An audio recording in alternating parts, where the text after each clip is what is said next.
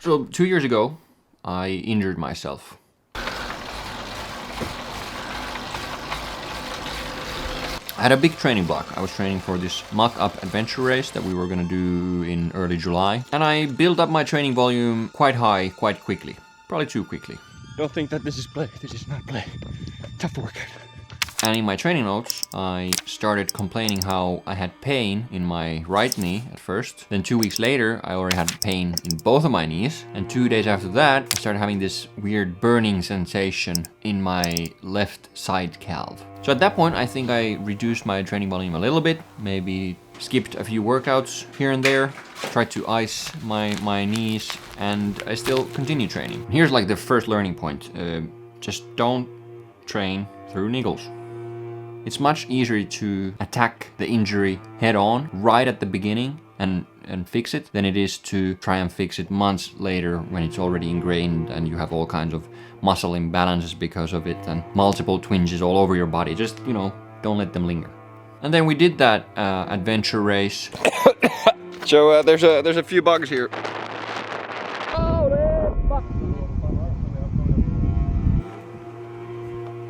And I don't recall having any niggles during that race. So I thought I was fine. Then in August, I started this challenge where my aim was to run every day for 60 days. Day 1 starts now. And I even made it very public and invited many of you to join the challenge. And we had a lot of participants. It was amazing to see. And the community was amazing. But it also put a lot of pressure on me because I didn't want to end the challenge myself because I thought that would be very demotivating to everyone who is participating in the challenge.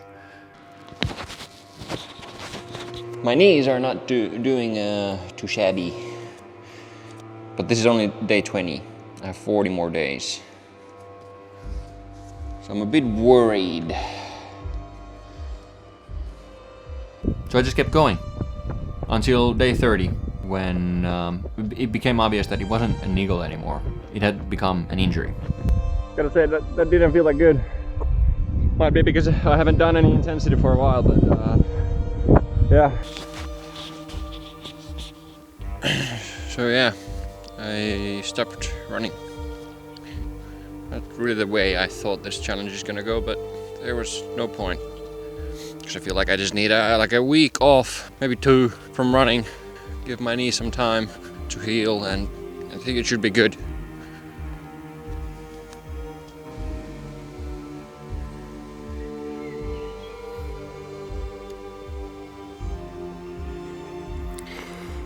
So it's almost been a year since I got my foot injury or knee injury.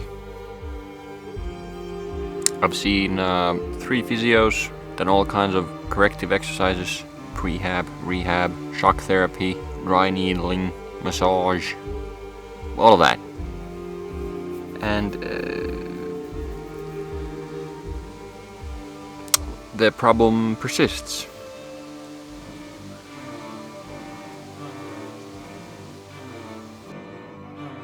And what this injury is, it's basically a degeneration of a specific part of a specific tendon that attaches close to my knee. And it means that every time I go for a run or I go on a bike ride, this degenerated part of the tendon starts burning and hurting. And then I've spent a lot of time just building up the load that the tendon can handle, hoping that it would regenerate and become healthy again. But that just hasn't happened. I wonder how many repetitions of this I've done thus far. Hundreds, if not thousands. Probably like thousands. And as time went on and my rehab was not showing any progress, I started wondering what was it in my biomechanics in the first place that created this problem. And I realized that at least 5 years in the past, there was an incident. Or accident. What's the difference? We were practicing backflips, and on one of my attempts, I landed on my big toe. And I broke my big toe. My hypothesis is that that fracture never properly healed, or if it healed incorrectly. But what if that broken toe and that uncompleted recovery from that led to a change in my gait?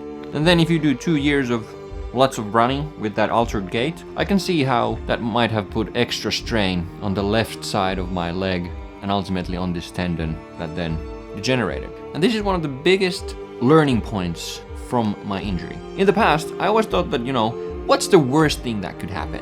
Like, if I overtrain and get injured, I'll just spend max a month or 2 rehabbing and I will be back on track. In my head, training a bit too much was always worth it because the risk of injury was small and the consequences would be not so significant. 23 kilometers. Oh, but it hurts quite bad still. So, but I think it's a miracle I was actually able to run 23 kilometers. 'Cause yeah, yesterday I couldn't even walk. But now I think that overtraining is extremely risky because the consequences can be far greater than I would ever have anticipated. I never thought that it might take me 2 years to get back to running or cycling, or it's gonna take even more, but still. And whereas in the past, staying injury-free and injury prevention were like side thoughts of my training plan. But now, if and when I do get back to structured training, staying injury-free will definitely be one of the main priorities, if not the one priority of my training. I did an MRI of my big toe, and I've got like ligament injuries there. And then I've also got some lower back problems, which is actually just the result of all the other injuries. So I've got like 3 injuries. Whee! And I'm trying to rehab them, but it's very difficult, especially the tendonitis. It just doesn't seem to go away. And that's why there hasn't been any running or cycling content. You got all that? I hope that this is your wake-up call to make staying injury-free one of your highest priorities in training. You do not want to develop a chronic injury because it will erase pretty much all the training you've done. So just stay injury-free and keep enjoying training. And if there are any foot specialists in the audience that who would want to do a thorough assessment of my foot and my gait and help me come up with a plan to fix this mess, then shoot me a DM or email me or anything. We can make a video about it, and that can also be good promotion for your expertise and services. So just an idea. I'm trying everything to fix this,